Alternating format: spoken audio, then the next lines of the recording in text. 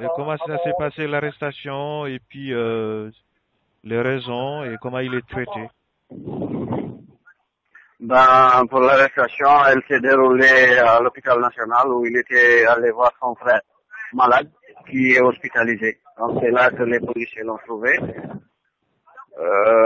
Malheureusement, ils n'ont avancé aucun motif, aucune explication par rapport à l'arrestation. Ils n'ont donné aucune raison. Et comme je vous l'ai dit tantôt, le commissaire lui-même nous a dit qu'il n'avait aucune information par rapport au motif de l'arrestation. Tout ce qu'il sait, c'est qu'il a reçu des instructions donc pour arrêter Abdul. Par rapport à sa façon d'être traité, il est plutôt bien traité parce qu'on a pu le voir hier, on a pu lui parler aussi. Hier, moi, j'ai pu lui parler juste au moment, quelques instants en fait après son arrestation, il m'a appelé au téléphone. Et apparemment, il est plutôt bien traité dans le commissariat. Voilà. Vous n'avez pas pu le rencontrer physiquement? Hein? Vous n'avez pas pu le rencontrer physiquement? Le rencontrer, non, mais on l'a vu quand même. On l'a vu d'un peu loin, quoi, en fait, voilà. Mais il nous a dit lui-même, quand il est sorti voir sa sœur à un moment donné, parce que sa sœur avait insisté pour le voir. Alors, on a pu quand même lui dire qu'il va bien et que tout va bien. Et comment s'appelle le commissaire? Vous avez une idée de son nom? Hein? Vous avez une idée comment s'appelle le commissaire? Non, personnellement, non, je ne connais pas son nom. Je ne sais pas si c'est. Mais après, c'est le commissariat de la police judiciaire. Qui se trouve à Severaveno. C'est l'ancien commissariat de la police antidrogue, quoi. Et comment est l'ambiance au niveau des touches par ma nationalité, des jeunes? Qu'est-ce que vous sentez? Il y a une situation un peu... Non, les gens sont déterminés. Les gens sont déterminés. Ils sont là debout, en sitting permanent jusqu'à ce que le camarade Abdul soit libéré. Donc, ces arrestations-là, je ne sais pas si le but c'est peut-être d'intimider, mais c'est le contraire, quoi. Là, ça ne fait que renforcer notre détermination. Est-ce qu'on pourra interviewer ceux qui crient derrière et si Bamar Khalid aussi est disponible? Oui.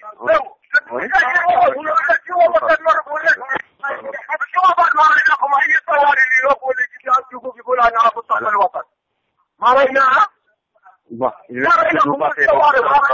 on voulait un petit peu votre témoignage et puis le compte rendu un petit peu sur ce qui s'est passé suite à l'arrestation de M. Wan.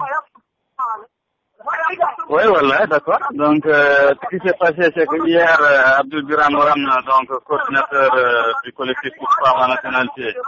Est-ce que tu m'entends? Il y a un peu de bruit là. Je m'écarte un peu. Oui, j'entends. Je m'écarte un peu. C'est bon? Oui, bah, c'est bon, il n'y a pas de souci. On préfère même les bruits comme ça. Ok. Ouais, voilà, donc je disais donc que hier, Abdul Biram qui avait été à l'hôpital avec son jeune frère malade à l'hôpital a été interpellé par les forces de police dans une voiture banalisée et en tenue civile. Ils l'ont arrêté un peu comme des voyous, franchement. Et puis voilà, nous quand nous avons appris la nouvelle, nous sommes immédiatement mobilisés, nous sommes venus voir le commissaire pour demander pourquoi est-ce qu'Abdul Biram a été mis aux arrêts. Il nous a dit d'attendre après avoir passé des coups de fil à ses supérieurs. Il nous a rappelé pour nous dire qu'il ne pouvait rien nous dire, qu'il n'avait aucune explication à nous donner, que lui, il avait reçu l'ordre de l'arrêter, il l'a mis aux arrêts. Et que voilà, qu'il ne peut pas le libérer parce qu'on ne lui a pas non plus dit de le libérer. Donc selon ce qu'on a compris, que l'ordre vient d'en haut, soit du ministre de l'Intérieur ou soit de la présidence. Exact, tout à fait. On ne peut pas savoir exactement d'où vient l'ordre, mais ce qui est certain, c'est qu'il vient de haut. Et le commissaire nous l'a d'ailleurs confirmé encore ce matin. À partir de ce moment-là, nous avons décidé donc de mobiliser tous nos camarades. Nous avons décidé d'instaurer un sit-in permanent devant le commissariat. Voilà, où nous nous trouvons encore en ce moment, oui. Vous avez une idée quand même du nom du commissaire, parce que c'est un peu... Si vous avez une idée comment il s'appelle... Nous ne lui avons même pas posé la question. Même ce matin, je lui ai parlé, mais je ne lui ai jamais demandé comment il s'appelait. Et c'est pas plus qu'il m'ait demandé le mien direct. Ils vous ont pas laissé la possibilité de voir Wan directement, de de voir son état de santé? Ce matin, nous ne l'avons pas vu, mais hier, nous l'avons vu. Hier, nous l'avons vu, mais ce matin, nous ne l'avons pas vu. Voilà. Et comment se passe la mobilisation? Est-ce que les partis politiques, les autres mouvements des droits de l'homme, ils sont un peu... Oui, déjà, hier soir déjà, Bamamadou Alassane, président du PLEJ et par ailleurs président de la coordination de l'opposition démocratique est venu ici avec nous. Et aujourd'hui, et là, jusqu'à ce moment où je parle, il reste encore en contact avec nous. Et voilà, et il nous a informé d'ailleurs que la coordination de l'opposition démocratique a demandé à ses avocats de se saisir à la fois de ce dossier, mais également du dossier des étudiants qui sont emprisonnés. Et voilà, sinon, ils sont en train de se mobiliser aussi. Et nous attendons d'ailleurs, il paraît qu'une délégation des députés de l'opposition démocratique passera dans cet après-midi même, d'ici ce soir, ici même au commissariat pour nous voir. Voilà. Donc, vous pouvez en dire. Vous avez un appel à émettre à l'opinion nationale et internationale? Oui, l'appel, c'est l'appel que nous avons toujours émis. Nous nous attendions un peu à cette arrestation parce qu'en face, nous avons un État inégalitaire, nous avons un régime répressif, un régime militaire répressif qui viole tous les droits. Et Abdul Diranwan n'est qu'une énième victime, une victime parmi d'autres. Il va rejoindre un peu tous les étudiants qui ont été sauvagement réprimés, qui sont en ce moment même encore en prison. Donc c'est la logique. Et l'appel que je lance à la communauté internationale, c'est qu'elle a sa part de responsabilité. Elle doit se mobiliser pour dire à l'État mauritanien que s'il veut travailler avec le monde, il faut qu'il se démocratise, il faudra qu'il respecte les droits fondamentaux de l'humanité.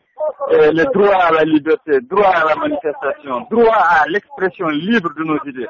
Et national doit tirer toute la conséquence et puis voilà, arrêter de collaborer avec l'État mauritanien qui est un État à la fois raciste et esclavagiste. Donc il n'y a rien de nouveau par rapport à hier soir? Oui, non, il n'y a rien de nouveau. Là, nous n'avons pas de nouveaux éléments. Voilà, non, il n'y a rien de changé, à part que depuis notre mission ce matin, les forces de l'ordre sont mobilisées et puis elles sont là. Nous nous regardons en chien de faïence. Voilà.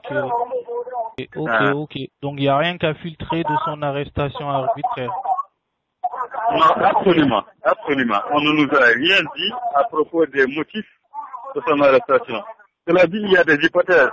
Une certaine rumeur pense qu'on mettrait son arrestation en relation avec le mouvement étudiantin, etc. Mais bon, tout ça, c'est des supputations. On nous a rien dit. La réalité, c'est qu'on n'a rien à lui reprocher. Et puis voilà.